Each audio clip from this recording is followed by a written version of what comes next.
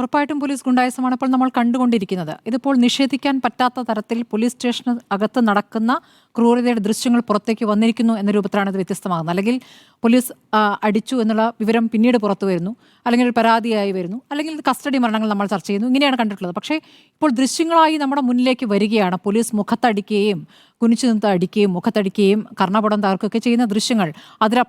അപ്പുറമുള്ള മർദ്ദനങ്ങൾ വേറെയും നടന്നിട്ടുണ്ട് എന്ന് സുജിത്ത് എന്ന യൂത്ത് കോൺഗ്രസ് പ്രാദേശിക നേതാവ് നമ്മളോട് പറയുകയും ചെയ്തിരിക്കുന്നു. അപ്പോൾ അതാണ് കാഴ്ച. ഇപ്പോൾ സുജിത്തിൻ്റെ ആ പ്രതികരണം പുറത്തു വന്നതിന് ശേഷം തുടർച്ചയായി നമ്മൾ എത്ര വിവരങ്ങളും ദൃശ്യങ്ങളുമാണ് പുറത്തേക്ക് വന്നുകൊണ്ടിരിക്കുന്നത്. സുജിത്തിൻ്റെ കാര്യത്തിൽ തന്നെ അന്ന് തന്നെ അത് വാർത്തയായി. 2023 സംഭവം നടക്കുമ്പോൾ തന്നെ വാർത്തയാവുകയും പ്രതിഷേധമുയരുകയൊക്കെ ചെയ്തപ്പോൾ അന്ന് ഈ ആരോപണ വിധേയരായ SI അടക്കമുള്ള 4 പോലീസുകാർക്ക് തൃശ്ശൂർ ജില്ലയിൽ തന്നെ വിവിധയിടങ്ങളിലേക്ക് ട്രാൻസ്ഫർ കൊടുക്കുകയായിരുന്നു ചെയ്തത്. അതായിരുന്നു നടപടിയായി വന്നത്. അപ്പോൾ അതൊരു നടപടിയാണോ എന്നുള്ള ചോദ്യമുണ്ട്. അത് അവിടെ അവസാനിക്കുകയാണ്. പക്ഷേ അത് അവിടെ അവസാനിക്കാതിരിക്കാൻ സുജിത്തെടുത്ത മുൻകൈ കൊണ്ടാണ് ഇപ്പോൾ പല കാര്യങ്ങളും പുറത്തേക്ക് വരുന്നത്. സുജിത്ത് കോടതിയെ സമീപിക്കുന്നു, കോടതിയിൽ കൃത്യമായ കാര്യങ്ങൾ അവതരിപ്പിക്കുന്നു. സുജിത്തിന് ജാമ്യം നൽകുമ്പോൾ സുജിത്തിനെതിരെ പോലീസ് എന്താണോ പറഞ്ഞത് അതൊക്കെ കളവാണെന്ന് തെളിയുകയായിരുന്നു. മദ്യപിച്ച് ബഹളമുണ്ടാക്കി പോലീസിനെ SI ആക്രമിച്ചു എന്നടക്കമുള്ള കാര്യങ്ങൾ പറഞ്ഞു. അപ്പോൾ വൈദ്യപരിശോധനയിൽ മദ്യപിച്ചിട്ടില്ല എന്ന് തെളിഞ്ഞു. അങ്ങനെ ജാമ്യം ലഭിച്ചു. അതിനുശേഷം ഈ ദൃശ്യങ്ങൾ പുറത്തു വരാൻ വേണ്ടി കുറേ ശ്രമിച്ചു. പോലീസ് നൽകിയില്ല. പോലീസ് പറഞ്ഞത് അവിടെ പോക്സോ കേസ് ഇരയുണ്ട് എന്ന അടക്കമുള്ള കാര്യങ്ങളൊക്കെയാണ് ഒരു തടസ്സമായി പറഞ്ഞത്. പക്ഷേ ദൃശ്യങ്ങൾ പുറത്തു നൽകേണ്ടി വന്ന് വിവരാവകാശ അപ്പീലിലാണ്. ഹൈക്കോടതി തന്നെ പറഞ്ഞു അത് ദൃശ്യങ്ങൾ കൊടുക്കണമെന്ന് പറഞ്ഞു. ഇപ്പോൾ അതിനുശേഷം നമ്മൾ രണ്ടാമതായി കാണുന്നത് എന്താണ്? അടുത്ത ഔസേപ്പ് എന്ന വ്യവസായിയുടെ പരാതിയാണ്. ആ പരാതിയിലും നമ്മൾ 2 തരം ദൃശ്യങ്ങൾ കാണുന്നു. പുറത്തുണ്ടായിരിക്കുന്ന ഒരു സംഘർഷത്തിൻ്റെ വ്യാപാരിയും അല്ലെങ്കിൽ അവിടേക്ക് പരാതിക്കാരനായി വന്നിരിക്കുന്ന ആളും തമ്മിലുള്ള ഒരു ഏറ്റുമുട്ടലിൻ്റെ ദൃശ്യവും വരുന്നുണ്ട്. അതൊരു പക്ഷേ ആ സംഘർഷമായിരിക്കാം പോലീസ് സ്റ്റേഷനിലേക്ക് വന്നിട്ടുണ്ടാകുക. അതിനെയാണോ ഇപ്പോൾ പറയേണ്ടത്? അതോ പോലീസ് സ്റ്റേഷനിൽ എത്തിയിരിക്കുന്ന ഒരു പരാതിക്കാരനായോ അല്ലെങ്കിൽ ആരോപണ വിധേയനായിട്ടോ എത്തുന്ന ആളെ മുഖത്തടിക്കുന്ന ദൃശ്യങ്ങളാണോ നമ്മൾ കണ്ടത്? ആ പോലീസുകാരനെതിരെയും അന്ന് തന്നെ പരാതി വരികയും അതിന്മേലൊരു അന്വേഷണം ഉണ്ടാകുകയൊക്കെ ചെയ്തതാണ്. റിപ്പോർട്ടും കൊടുത്താണ്. ആ റിപ്പോർട്ട് കൊടുത്ത ശേഷം ഒരു നടപടിയും ഉണ്ടായിട്ടില്ല. അദ്ദേഹത്തിന് സ്ഥാനക്കയറ്റം ലഭിക്കുകയാണ് ചെയ്തിരിക്കുന്നത്. അദ്ദേഹം ഇപ്പോൾ കൊച്ചി കടവന്ത്രയിലുണ്ട്. അപ്പോൾ ഇതാണ് നമ്മുടെ മുന്നിലെ ചിത്രം. അപ്പോൾ ആരോപണ വിധേയർക്കൊപ്പം നിൽക്കുന്ന ഒരു സംവിധാനം, അവർക്ക് സംരക്ഷണം ഒരുക്കുന്ന ഒരു രീതി താഴെത്തട്ടിൽ നിന്ന് മുകളിലേക്ക് അങ്ങനെ ഉയരുകയാണ്. അത് സർക്കാരിൻ്റെ മുകളിലേക്ക് എത്തുമ്പോൾ, കാരണം ആഭ്യന്തരമന്ത്രിക്കടക്കം പലതവണ പരാതി നൽകിയ കേസുകളടക്കം വരുന്നുണ്ട്. ഇന്നിപ്പോൾ നമ്മൾ കേട്ട കാര്യങ്ങൾ ഔസേപ്പിൻ്റെ പരാതി, നേരത്തെ സുജിത്തിൻ്റെ പരാതി, കോഴിക്കോട് നിന്ന് മാമുക്കോയ എന്ന് പറയുന്ന ഒരു ലീഗ് പ്രാദേശിക നേതാവിൻ്റെ പരാതി, അല്ലാതെ തന്നെ ഒരു CPM-ൻ്റെ ലോക്കൽ ഏരിയ സെക്രട്ടറിയുടെ പരാതിയും പറയുന്നു. അദ്ദേഹത്തിന് അത് പ്രതികരിക്കാൻ പോയപ്പോൾ പാർട്ടിയിലെ ചില പ്രവർത്തകർ പിടിച്ചുകൊണ്ടുവന്നു. പ്രതികരിക്കാൻ പാടില്ല എന്ന് പറഞ്ഞ് പിടിച്ചുകൊണ്ടുവന്നു.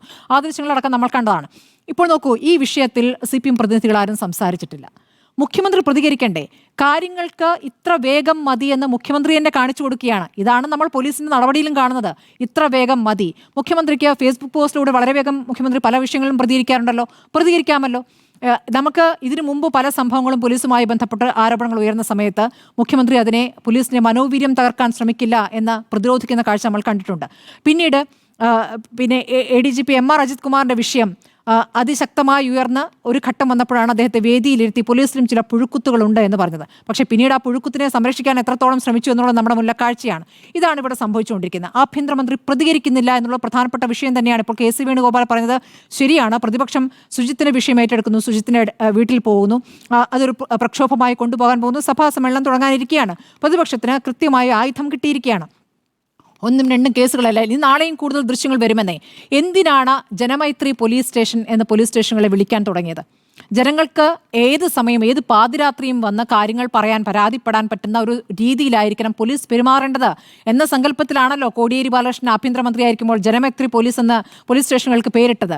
ആ ജനമൈത്രി പോലീസ് സ്റ്റേഷനിൽ അകത്ത് നടക്കുന്ന സംഭവങ്ങളാണ് ഇപ്പോൾ നമ്മൾ പുറത്തേക്ക് കണ്ടുകൊണ്ടിരിക്കുന്നത്. അവിടെ CCTV വെക്കുന്നത് എന്തുകൊണ്ടാണ്? കാര്യങ്ങൾ സുതാര്യമാക്കാനാണ്. ആ ആക്കാൻ വെച്ചിരിക്കുന്ന CCTV ദൃശ്യങ്ങൾ കൊടുക്കാതിരിക്കാൻ പരമാവധി ശ്രമിച്ചു. രണ്ടും ഇപ്പോൾ വന്നിരിക്കുന്ന 2 കേസുകളും 2023 നടന്നതാണ്. 1.5 വർഷങ്ങൾക്കിപ്പുറമാണ് ഈ വിവരങ്ങൾ പുറത്തു വരുന്നത്. അപ്പോൾ പോലീസ് അതിന്മേലെടുത്തിരിക്കുന്ന നടപടി ഇപ്പോൾ കോടതിയിൽ എത്തിയിരിക്കുന്നു. കോടതിയിൽ എത്തിയ ശേഷം കോടതി പറഞ്ഞ ഉത്തരവിൻ്റെ അടിസ്ഥാനത്തിൽ വന്നിരിക്കുന്ന സംഭവങ്ങൾ ഇതൊക്കെയാണ് നമ്മുടെ മുന്നിലേക്ക് വരുന്നത്. ക്രൈമുകളുടെ കണക്കുകളൊക്കെ നോക്കുകയാണെങ്കിൽ 2023 കണക്കാണ് തോന്നുന്നു. കഴിഞ്ഞ 23 ജനുവരിയിൽ മുഖ്യമന്ത്രി പറഞ്ഞ കണക്കാണ്. അതെ, 828 പേര് ക്രിമിനൽ അല്ല അതല്ല ഞാൻ പറയുന്നത്, 17 പേർ ഈ പോലീസ് കസ്റ്റഡിയിൽ മരിച്ചു എന്നുള്ള നിയമസഭയിൽ മറുപടി പറഞ്ഞിട്ടുണ്ട്.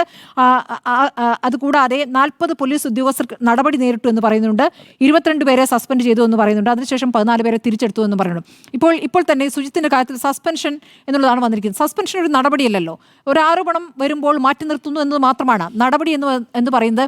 ഇവർക്ക് യഥാർത്ഥത്തിൽ ഗുണ്ടായിസം കാണിക്കുന്നു എന്നുള്ളതാണ്. ഗുണ്ടായിസം കാണിക്കുന്നവർക്ക് പ്രചോദനമാകുന്ന, അല്ലെങ്കിൽ അവർ അത് ചെയ്തോട്ടെ എന്ന ഒരു സമീപനമുണ്ടോ എന്ന് സംശയിക്കേണ്ടതുണ്ട്. പോലീസിനകത്ത് ക്രിമിനലുകൾ എത്രയുണ്ട് എന്ന കണക്കെടുക്കേണ്ടതുണ്ട്.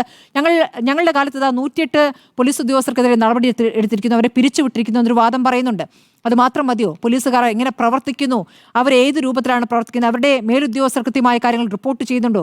ആഭ്യന്തരമന്ത്രിയുടെ പക്കൽ എന്നും പോലീസിന്റെ പ്രവർത്തനങ്ങളുമായി ബന്ധപ്പെട്ട റിപ്പോർട്ട് വരുമ്പോൾ അത് പരിശോധിക്കപ്പെടുന്നുണ്ടോ എന്നൊരു ചോദ്യമുണ്ട്. ആഭ്യന്തരമന്ത്രിക്ക് പ്രതികരിക്കാൻ ഇനിയും സമയമുണ്ട്. ഇന്ന് അദ്ദേഹം പൊതുപരിപാടിയിൽ പങ്കെടുക്കുന്നുണ്ടല്ലോ, ഗുരുജയന്തി പരിപാടിയിൽ പങ്കെടുക്കുന്നുണ്ടല്ലോ, രാഷ്ട്രീയമായ പ്രതികരണങ്ങൾ നടത്തുന്നുണ്ടല്ലോ. അപ്പോൾ ഇതിന് ഇത്ര പ്രാധാന്യം മതി എന്നാണോ?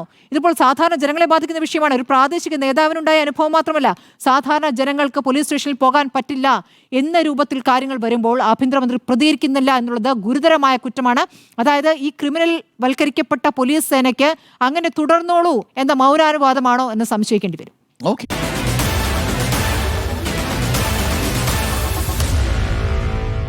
Meet the editors.